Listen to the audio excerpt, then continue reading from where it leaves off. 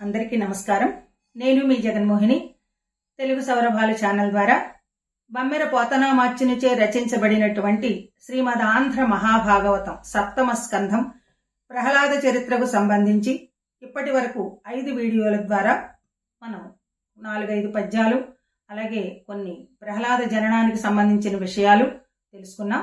ఇప్పుడు ఈ 6వ వీడియో ద్వారా ప్రహ్లాదుని యొక్క సద్గుణాల్ని పోతనామాచ్యుల వారు చక్కగా ఒక పద్యంలో మనకి వివరిస్తూ ఉన్నారు. ఆ పద్యాన్ని దాని భావాన్ని ఇప్పుడు మనం తెలుసుకుందాం.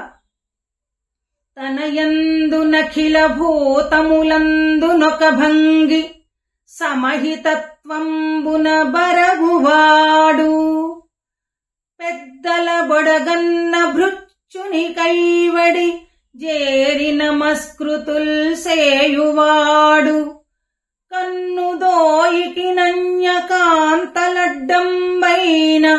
మాతృభావము చేసి మరలువాడు తల్లిదండ్రుల భంగి ధర్మవత్సలతను దీనులగావ జింతించువాడు సకుల ఎడ సోదర స్థితి జరుపువాడు దైవతములంచు గురువుల దలచువాడు లీలయందును బొంకులు లేనివాడు లలిత మర్యాదుడైన ప్రహ్లాదుడధిపా. దీని భావం ఏమిటంటే, ప్రహ్లాదుడు చక్కని నడవడిక కలవాడు. తన పట్ల ఇతర ప్రాణుల పట్ల ఒకే రీతిగా సమభావంతో హితంగా మెలిగేవాడు.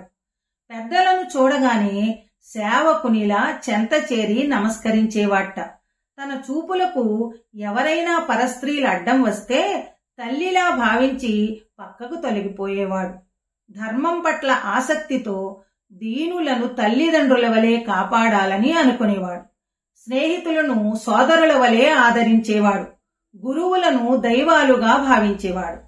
సరదాకి కూడా అబద్ధాలు ఆడేవాడు కాదు. ఈ లక్షణాలన్నీ ఈ పద్యం యొక్క భావాలన్నమాట. ఇలాంటి ప్రహ్లాదుడు రూపంలోనూ పుట్టుకలోనూ విద్యలోనూ ధనంలోనూ ఎంత గొప్పవాడైనా కూడా, అనేక మహావిషయాలు తెలిసినా కూడా ఈ ఇంద్రియాలకు లోబడకుండా దుర్వ్యసనాల వైపు వెళ్లేవాడు కాదుట. అస్సలు చెడు అలవాట్లనేవి అసలు ఆయనకు తెలియదన్నమాట. ప్రపంచంలో తాను చూసిన విషయాలన్నీ కూడా అనిత్యాలు అనే దృష్టితోటి వాటిపై ఏ కోరిక పెట్టుకునేవాడు కాదన్నమాట.